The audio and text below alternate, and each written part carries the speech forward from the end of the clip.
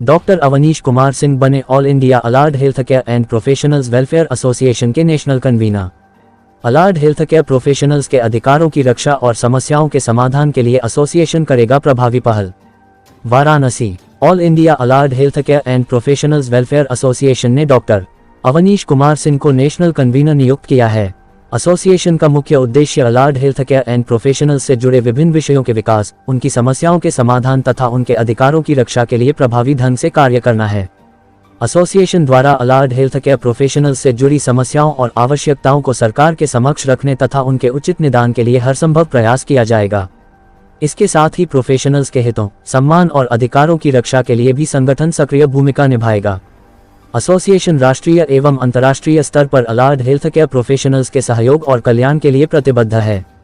संगठन का मानना है कि ये लक्ष्य सभी सदस्यों के सहयोग, समर्पण और सेवा भावना से ही हासिल किया जा सकता है।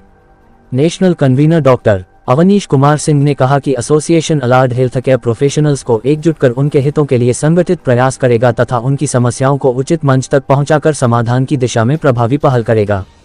सभी प्रदेशों और जिलों में इकाइयों का गठन शुरू हो गया है।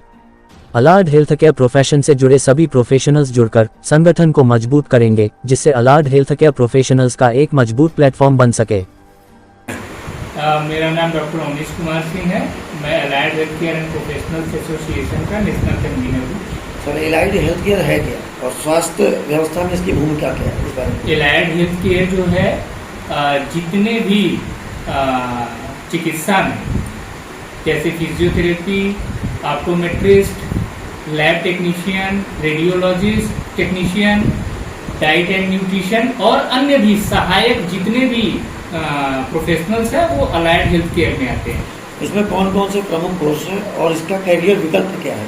इसके में प्रमुख जो कोर्स हैं वो फिजियोथेरेपी चिकित्सा है, ऑप्टोमेट्री है, डाइट न्यूट्रिशन है, लैब टेक्नीशियन है, रेडियोलॉजी है। जो बिना कोई भी डायग्नोस्टिक हो, कोई भी हॉस्पिटल हो, बिना रेडियोलॉजी टेक्नीशियन के नहीं चल सकता है, बिना लैब टेक्नीशियन के नहीं ऑपरेट हो सकता है, बिना फिजियोथेरेपी चिकित्सा के नहीं चल सकता है। कोई भी सर्जरी करने के बाद आपको अच्छे रिस्पांस के लिए, पेशेंट को 100% रिजल्ट लाने के लिए ये सारी सहायक जितनी भी चीजें हैं वो जरूरी हैं। इस क्षेत्र में युवाओं के रोजगार के लिए, ठीक है, कितनी संभावना है? इस क्षेत्र में युवाओं के रोजगार की 100% संभावना है, अगर वो सही तरीके से पढ़ाई करता है, सही जगह से पढ़ाई करता है और पूर्ण रूप से प्रशिक्षित होकर आता है। एलाइड हेल्थ केयर प्रोफेशनल और डॉक्टरों के बीच किस तरह का समन्वय होता है?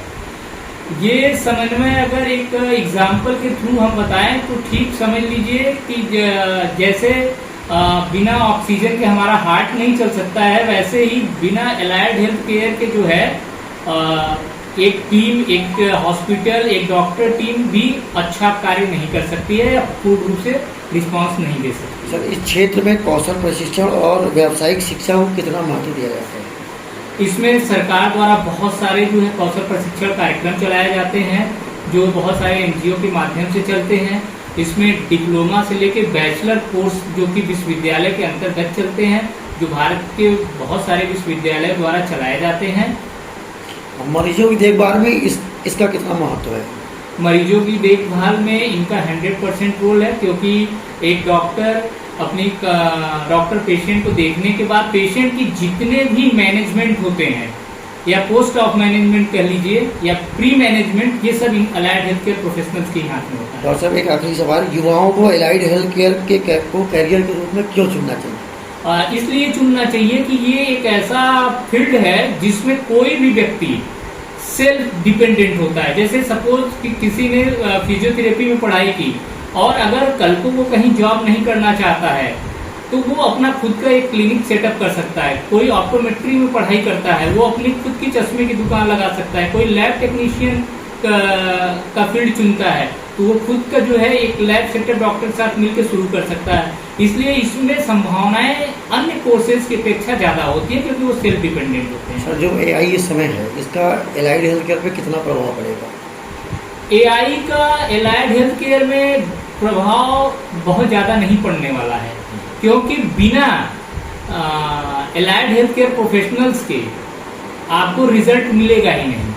एआई वो रिजल्ट नहीं दे सकता। आप सपोज करिए कि हमको किसी को एक्सरसाइज कराना है, तो हम एक्सरसाइज कोई ह्यूमन बॉडी एक्सरसाइज कराएगा, कोई ह्यूमन एक्सरसाइज कराएगा, न कि कोई मशीन या एआई कराएगी। तो इसी तरीके से अगर हम किसी के आंख की जांच करते हैं, तो आंख की जांच में एआई का कोई रोल नहीं है, आंख का जांच तो ऑप्टोमेट्रिस्ट को ही करना होगा।